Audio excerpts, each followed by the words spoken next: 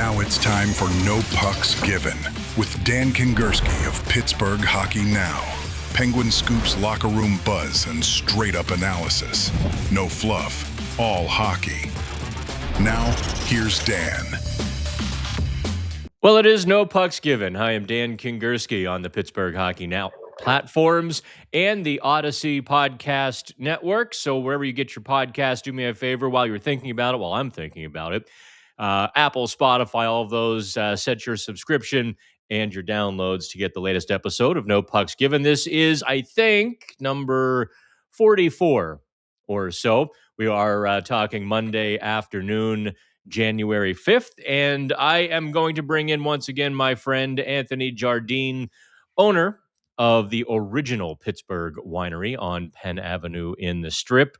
Also, huge Penguins fan. Also got to play hockey this morning over on the frozen Lake Elizabeth Pond. Didn't invite me, by the way. Didn't invite me. I didn't think you were going to be back. Do you even have your gear? No, actually, I don't. Yeah, so go. I don't know if I'm allowed to say that. I think we can bleep that. Okay. No, actually, my skates are still in a storage locker, I believe, up in the Boston area from the Winter Classic a few years ago. Oh, yeah. So you only skate on that kind of ice, the Winter Classic ice. Listen, if it's not a stadium, I'm not getting out of bed for it. All right, so here's what's on tap for this little podcast shindig.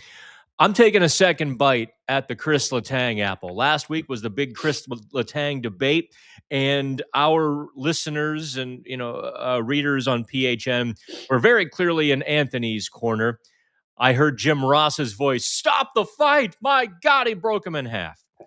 I'm taking a second bite at the apple. So I'm going to explain one point that I tried to make that I think actually is being made for me by Chris Letang. Also, we're going to talk about the Penguins' big weekend. They beat the Red Wings twice, Thursday, Saturday, but then the big comeback win over Columbus on Sunday. A lot to really unpack in those games, and I want to get Anthony's take on those as well as some big picture items. We're going to go right for the home run ball here, okay? Because first of all, we're going to talk about how or why the Penguins won this weekend, but also, are the playoffs a good thing for this team? Are they real? And are the playoffs a good thing? Two topics, kind of, but they're going to blur into one. And if we have time, we'll probably get into some other general shenanigans that we'll figure out then. All right, Anthony, I'm going to start off on the Letang thing, because I think the point I was trying to make last week, and no fan wants to hear me make this point. Absolutely nobody wants to hear it, but I'm going to do it anyway, in that this is why hockey coaches don't scratch their top players, because then you get the good games. You let them work through it, or you don't. But if you don't let them work through it, now you've got internal problems. This is why coaches opt to leave players like Letang keep working, because you're always hopeful the next game is the turning point. And I'm going to tell you, the last 3 weeks, there have been more good than bad, maybe last month, more good than bad. And especially since Brett Kulak sort of settled down, Letang's game has been good. He never will be what he was, but he's been good. And I'm just going to maybe plant my flag, and this is why you don't scratch Chris Letang or pound the table, and as so many fans yelled to me, hold him accountable, because this is then the end result. You either get what you want, or then you have to make the very, very hard decision. Your thoughts, Mr. Jardine? He did play good. That's what he should do. That's my whole point. Yeah, but he hasn't been. That's the other issue. So it's the inconsistency that I'm more or less talking about. Yeah. But that was a hell of a shot. The overtime winner. Whew. Yeah, I haven't seen a shot like that from him in so long. I think that probably caught. I keep calling him Cam Ward. I don't know why I'm in this time warp of calling him the old Hurricanes goalie, but Cam Talbot, who himself is not exactly a spring chicken, I don't think he expected that kind of shot from Letang I to don't really think step into it and get the wood to it. I don't think Letang expected that kind of shot from him from himself. But that I think I'll turn the page from the Letang specific issue to this point. And this is why, Anthony, I think the Penguins are for real. It seems like every time this season they've needed to do something, needed to improve something, they have. Yeah, And that kind of surprises me that they've been so malleable and reactive to their own failures and foibles when, let's be honest, for the last few years, they absolutely were not. right. They sure don't like to make anything easy for themselves. I'll put it that way. No, that is true. And I think that that's the thing with Letang too. I mean, we had that discussion last week, but he made one great play, and how many bad ones has he made for us to lose games? Us, are you part of the team now? Yeah, that's right. Yeah, You playing hockey on the pond, and now you're going to the NHL. that's right. I'm thinking about it. I'm gonna try out later today. Yeah, well, they do have open tryouts at the UPMC Lemieux Complex. That's right. Second Sunday of the week. Just show up at 3:00. No, I think the bigger question that I want to get into for real, or are the Penguins for real? And by real, I mean, do others actually believe that this team can reach its ceiling and be a pretty good team for the rest of the season? So, yeah, I guess it's like, what do we want to see them accomplish this season? That's always the anytime I think about professional sports in general, or just what you'd like to see a team do is obviously win the cup. But Right. whether or not that's feasible this year, or even No, I don't think that's feasible. No. Honestly, I think if you really polled the locker room, and I would never do this because that would just be such an awkward question to ask. Can you really win the Stanley Cup? No. Really? Yeah, but I think Sid goes in every season thinking that he can. Yeah. And I think that that's the important thing, is to have somebody on the team who can, pump up the teammates and get them riled up. And because like a lot of people, they have a lot of insecurities, and like there's a lot going into each game, especially after the amount of losses they had in consecutive row. Yeah. That Well, was they a lost very 9 of 10 difficult. going into the break. Yeah, and they weren't blowouts, which is what I would almost prefer for the team. they were the ones that went to third period when they had a 4-0 lead. Yeah. But yeah, Well, I get the sense that a lot of fans want one of the ends of the spectrum. They want a knock it down, tear it down, burn it down to the studs rebuild, or they want to go for it at the trade deadline and be a Stanley Cup contender. And I think the gray area, or maybe the middle of this conversation, I think is driving a lot of people nuts. They don't know how to react to it. It's right. like, wait, the trade deadline. Are we gonna watch the Penguins trade players, or are we gonna watch the Penguins get players? And I think that sort of ambiguity is probably causing a lot of Penguins fans some heartburn. Yeah, for sure. I think that it's one of those things where I think we need the playoffs for our morale, but I think Interesting. yeah, but I also think that you'd have to be out of your mind if you thought that this isn't a rebuild. Like, it's happening. Right. You know what I mean? So like, I think that's the thing with Pittsburgh fans in general, is like they'll scream no rebuild, but Dubas is doing. Like we have all of these draft picks lined up. So Right. we can pull the card anytime. 15 in the next 3 years in the Right. top 3 rounds, right? Yeah, I mean it's how we got Chinakhov. Yeah, Chinakhov. Yeah. So he's got all of these cards in his back pocket that he can pull at any time. But this is the rebuild. and it's just funny how people are like, we're not quite in rebuild stage, but it's like, yeah, this is what we're doing. Well, I think that is, and from my perspective and my job, really, it's been difficult to explain how Dubas is going to and how he is trying to thread that needle. You're going to see, I don't think you'll see players quite like Tomasino acquired anymore. That was really sort of a long shot gamble. Hey, here's a fourth rounder. We'll take it. We've got the space to try it. I think going forward, though, that same sort of model is what Dubas is going to be pursuing, at least probably for the next season plus. The Chinakhovs of the world, the guys who genuinely have talent, who maybe have been squashed or out of favor or what have you with their current teams. I think Dubas even sort of alluded to that in the email that we were Pittsburgh Hockey Now was a part of after the Chinakhov trade. Someone, part of one of the email questions, Anthony, was, was there any hesitation in spending these two high draft picks? I mean, the St. Louis Blues pick could be in the 30s this June.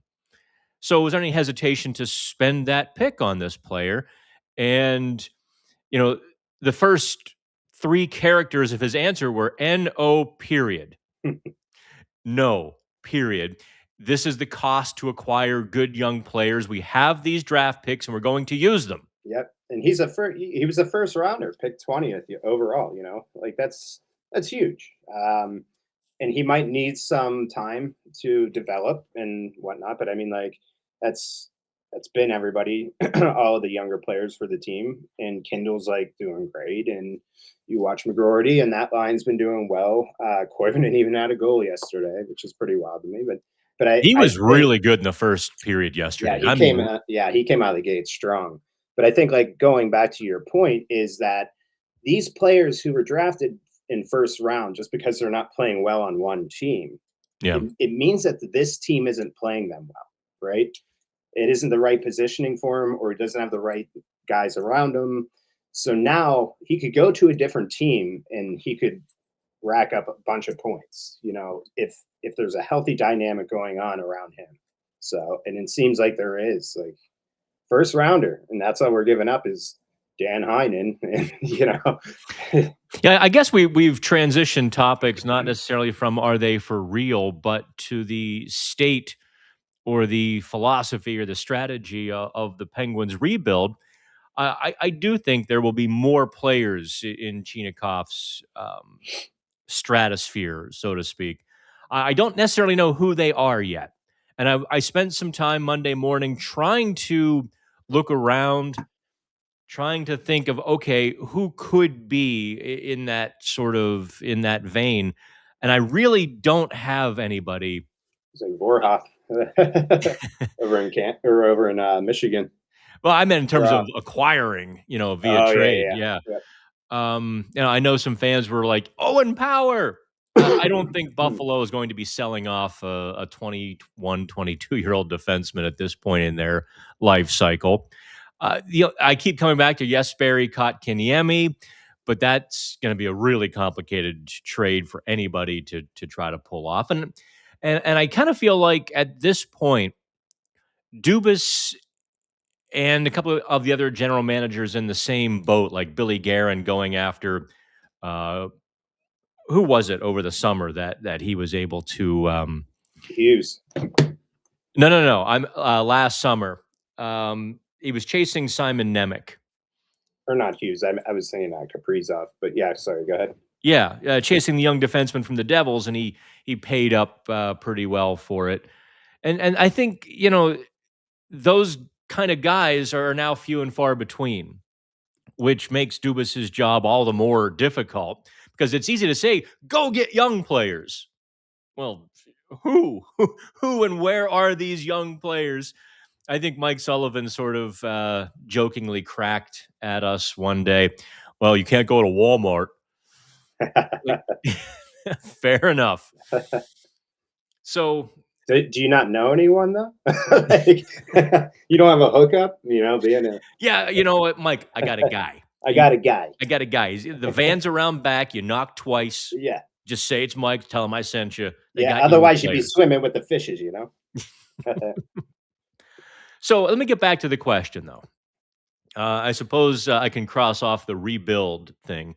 Although maybe before we jump ship on this topic, let's flush it out entirely and talk about what comes at the NHL trade deadline on, is it March 6th or 7th? I think it's 6th this I think year. it's the 6th. Yeah. Yeah.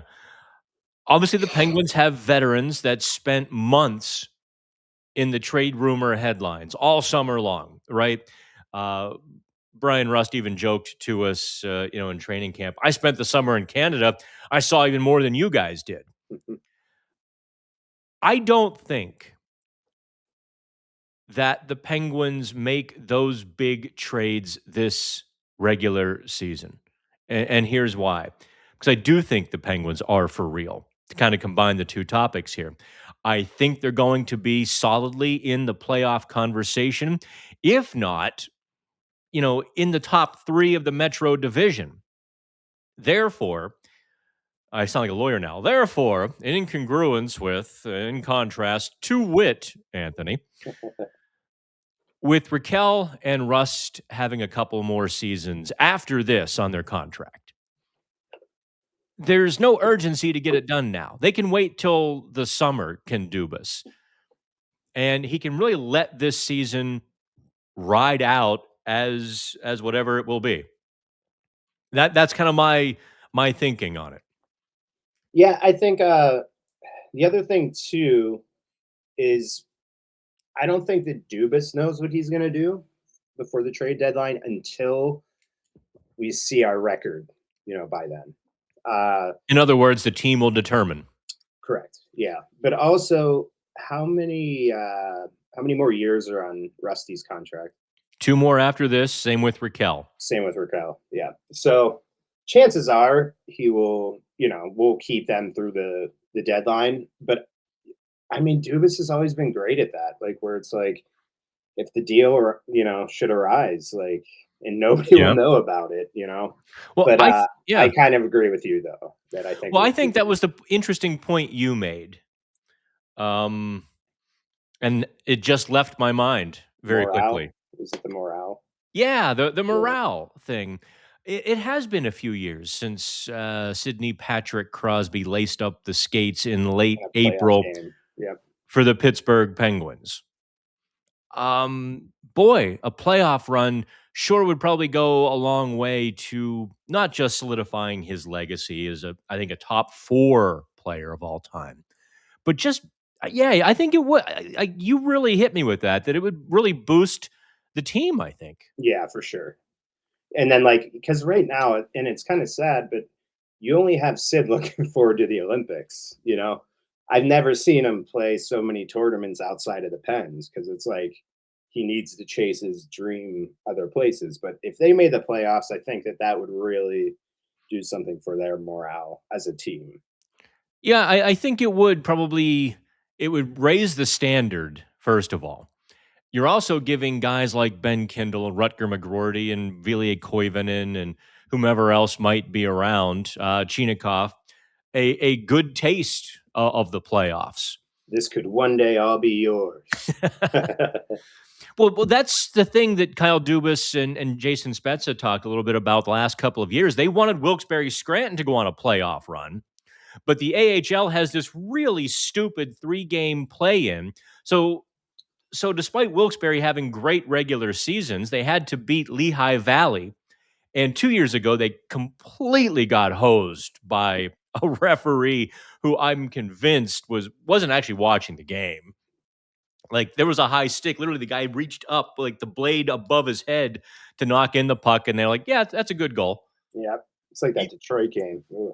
Yeah, even the Lehigh Valley was like, "Wait, we just got a goal? Oh, that's cool." They were shocked, and that eliminated the Penguins 2 years ago. Last year, injuries, and I'm trying to remember what fluky thing happened to them last April. But either way, they didn't advance past this 3-game little play-in. So none of the Penguins' prospects have really had a taste of that playoff grind and how taxing but rewarding it can be. So Yeah, it's been what? It's been nearly 7 years since we've made the playoffs, right? Is that what it is? oh, and Wilkes-Barre No, no, no, NHL. 3. Oh, okay. What are you doing to me, Anthony? No. I thought the last time we made playoffs was longer than that. 22, the Oh, Rangers series, and then That's right. 21, the Rangers. Islanders Yep, yep. series. 20 was technically the Penguins did not make the playoffs in 2020. That bubble series, technically, I mean, the NHL counted it to, Right, get the better headlines for their playoff streak, right. but they actually lost the play-in series to the Montreal Canadiens, Oh, that's right. Yeah. which cost me thousands of dollars, by the way. Not because I had bet on them, but because I had rented like an Airbnb and I had to be by myself up in Toronto. So I had to be up there for a few days to get into the Airbnb. It's just selfish. They don't factor your time into I thought their so. play. I very much thought so. I mean, I had to sequester for 2 weeks in a single room, like a little bedroom.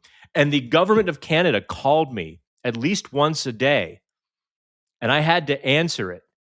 If I didn't answer it, I could be fined or tossed out of the country. If I was caught outside that room, do you know how much the fines were? Oh, they had snipers on They might as well have, the. because there was a $150,000 city fine, a $200,000 provincial fine, and a $250,000 national fine. Wow. So if I had been caught just, out taking a stroll in the evening, I was going to be in debt to Canada, like over $500,000. So needless to say, Dan stayed in the room. I digress. That's right. All right. So, Anthony, here I keep asking the question here. I haven't gotten an answer from you, I don't think. Are the Penguins for real? Will this playoff push continue? Can they pull it off? So what's the question? Can they pull it off? Well, yeah, I think is this team as good as they are right now? Can they continue it? Isn't that the magic question, man? I mean, look at them 2 weeks ago. It was just like the earth was falling, the sky was falling. Yeah, they love to do it. I don't know that they love to do it, but it happens every year.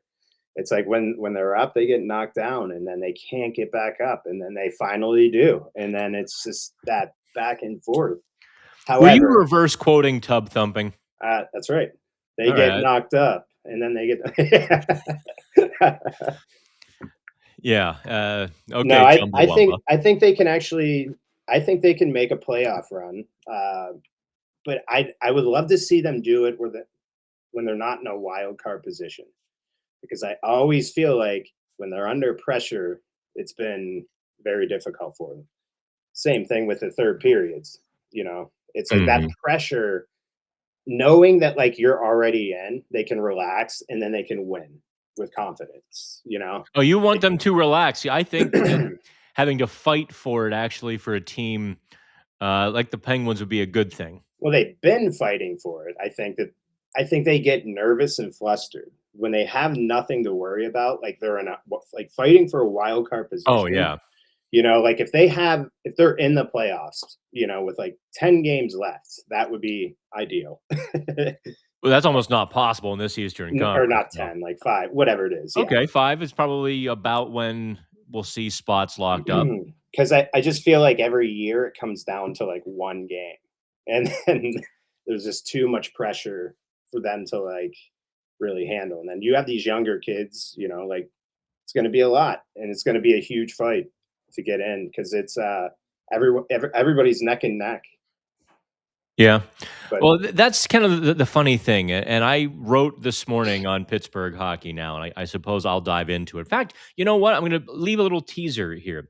I will dive into it after the break here on No Pucks Given, because I really think there is a hinge of success or a hinge to failure on the current team. And I'll get into that coming up next here on the podcast side. We'll take a break on the Odyssey Podcast Network.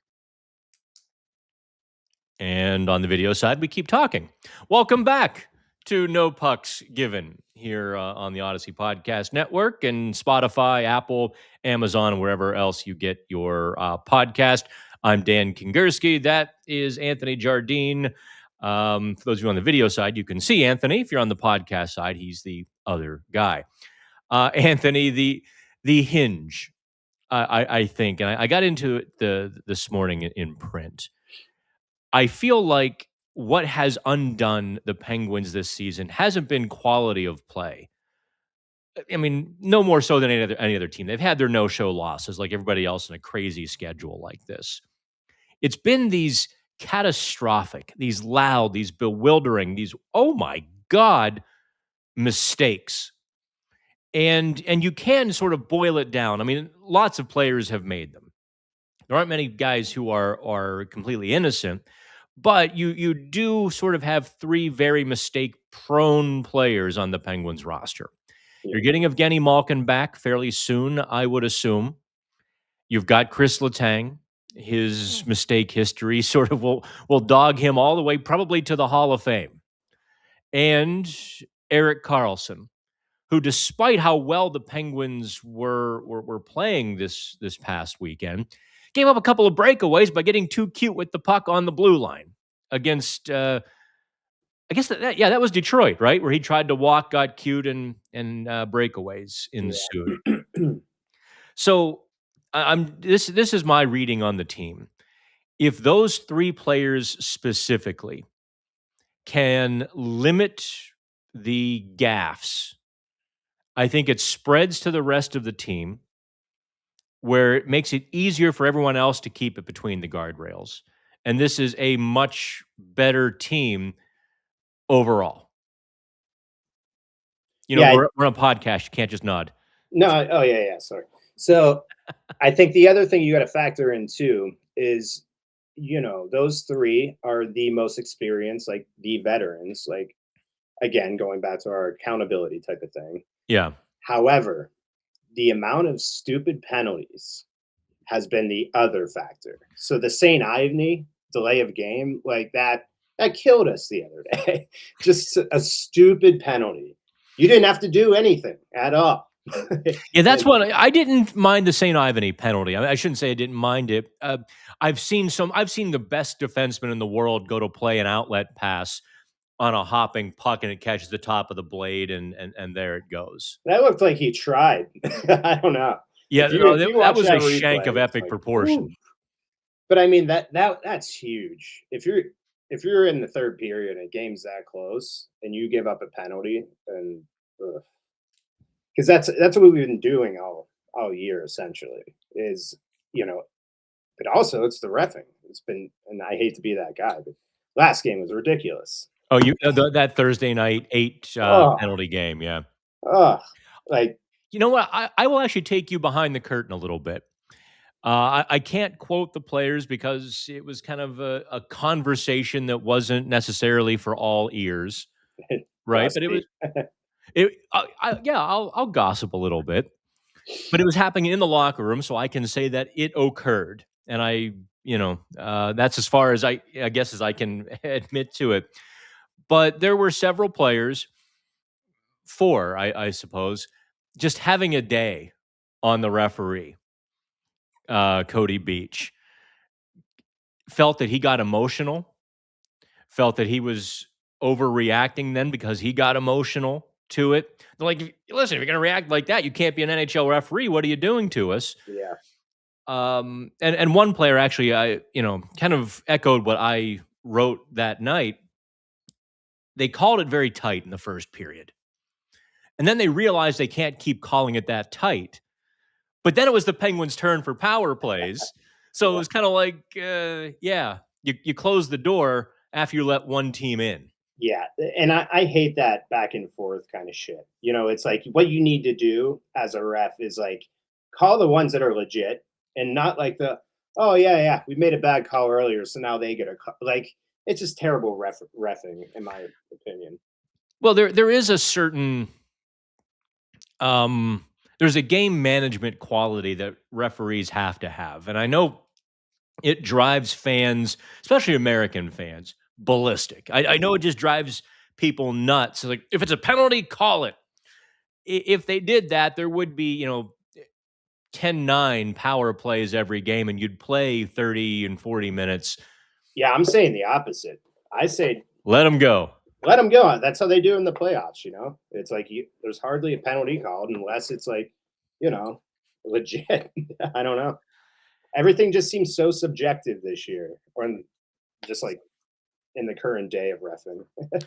Well, there are a lot of younger guys in the Wes McCaulleys of the world are fewer and far between. Like the guys you know and trust, right? Yeah. I mean, sure, McCauley's going to make a mistake here and there and make some bad calls like every other human being on the planet. But by and large, you trust him to at least control the game. If one team takes a lot of penalties, the other team will have more power plays, but it's not going to be 10-1. It might be, 8-4 instead. Right. It just keeps it. I feel like Dangerfield and Caddyshack. Keep it fair, all right? Yeah, and I think like it's the same thing with like Sid. I don't know if you remember that famous play, and he was reaming the ref the whole time. Sid goes back in the locker room. He's like, "I watched that play. You were right. I'm so sorry." Like, which you'd never hear from many players, but it's like, the refs see a different perspective of the game. But I think like with these younger kids, it's almost like calling fire, like because you want the attention of like acknowledging something. You're not calling it fair for the game. You're calling it because you want to be seen and viewed as a legit ref. Asserting themselves. Yeah, exactly. All right, fair enough. Have we talked about if the playoffs are a good thing for this team, like really in terms of the rebuild? Did we do that earlier? We kind of brushed on it. Yeah, we were saying about morale, I think. Yeah. I think that is. I know a lot of fans, though. I still get it. They have to lose. They have to lose. What happens? And I think maybe we can take 2.0 here to end this No Pucks Given podcast. Is how do they rebuild, revamp, whatever, if they're going to draft 20th, 23rd for the next couple of years? How do they get there? See, I think that, and this might not be a popular opinion. I think that depends, and most teams in the NHL can't be relying on a draft pick. It's more than just one player, right? So I think that we need to play our asses off, get into the playoffs, and know what it's like to have the experience to be back in the playoffs and fight for something again. I just feel like it's been so long since it's happened. Yeah. And it would, like you were saying earlier, it would be so good for these younger kids in that experience. And that's like, again, not a popular opinion, but that's why I also think that the Skinner trade was maybe good for us, because Jari, in his playoff skill, and Skinner actually has been to the Cup the last two years. So it's like, and it's a nonstop shifting stepping stone. You know what I mean? And people need to understand that. And I think that that's what Dubas is great at. He's playing chess, and a lot of fans are playing checkers. I think that like he's just constantly like thinking ahead. Okay, Skinner's not our long-term solution, but he's been to the Cup and he's great under pressure. And it would be great for us to be in the playoffs, I think, for the younger guys to have that experience. I think all of those things are right. Skinner, by the way, I think he's going to become, if he hasn't already, a glue guy in that room. He just, nothing against Jari, his person. His aura. Yeah. Jari was very well liked on the inside, by the way. Like, everybody liked him. But Skinner's got this big personality. Like, it's as big as he is. And you can hear him like praising teammates from the bench, and in the locker room, he's dishing it out.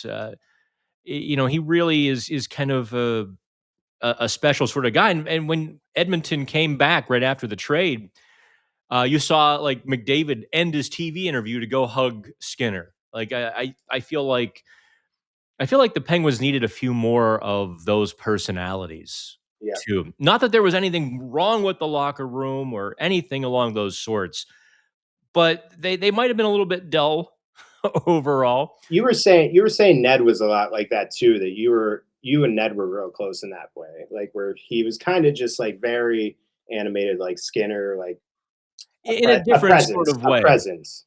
Yeah, I don't think Alex quite became a glue guy in the room as much as he did maybe a mouthpiece to the media. Mhm.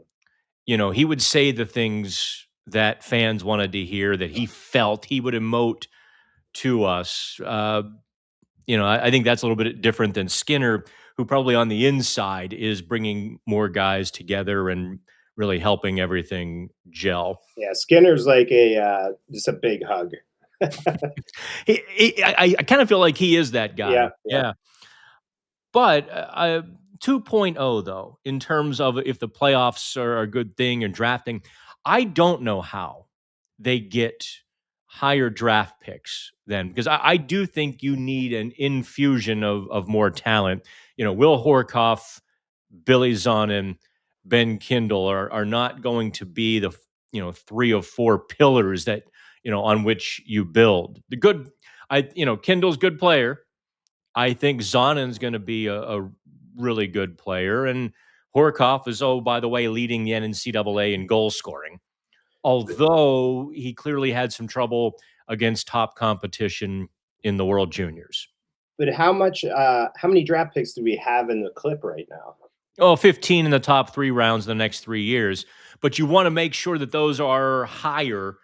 I think Dubas's first order of business was, in fact, quantity. That if you have enough draft picks, you're going to hit on some. Right, right. But then I do think there has to be a certain quality element. Yeah, to it's like this. getting the $2 scratch offs, 10 of those, or just getting one $10 scratch off kind of thing. Okay, I'll go with that analogy. You and I both live near the Hair, Gas, and Chicken on the north side.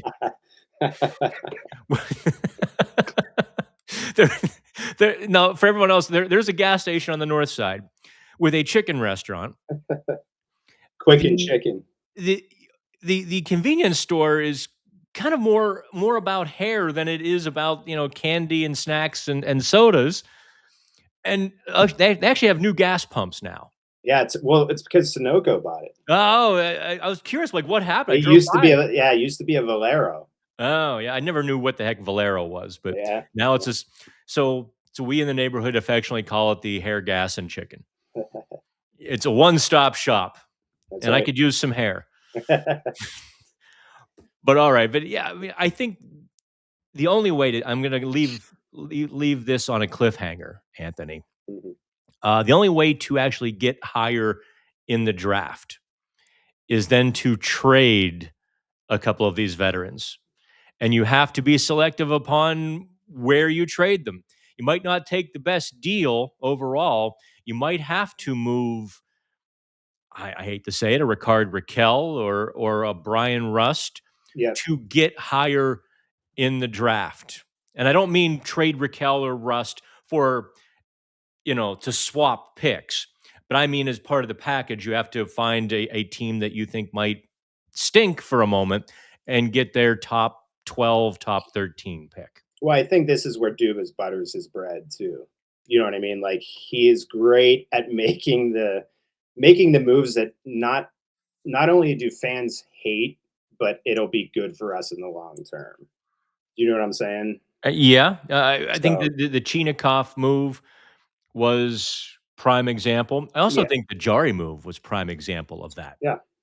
Even though he got 2 free agents, he rid himself of a player that he clearly didn't trust. He's able to compartmentalize like his emotions and like the fans' emotions. It's like, no, That this would wouldn't make be sense. a really interesting podcast because I have in the past I've pondered this and I've maybe a sentence or two in my printed work where Dubas really does seem to be cold and calculating You almost have to. in regard to several players and acquisitions. And Matt Dumba, the acquisition would be a prime example. There was no way that Dumba was going to survive this season on the NHL roster. There just No. wasn't. it would have taken half a dozen things to go right for him. And he still made the trade against the best interest of the player. So one day we will dive into that, maybe next week. What do you say? I'm down. All right. That is Anthony Jardine. Check out the original Pittsburgh winery on Penn Avenue, even if it is only one lane now. I couldn't resist, Anthony. Sorry. We know. It is a great place. Go downstairs, catch a show, and tip a bottle. Anthony, it's always a pleasure. Have fun. Thanks for having me. Do me a favor, set your subscriptions, like, subscribe, and do all of that on your favorite podcast network. I'm Dan Kingerski on the Pittsburgh Hockey Now platforms.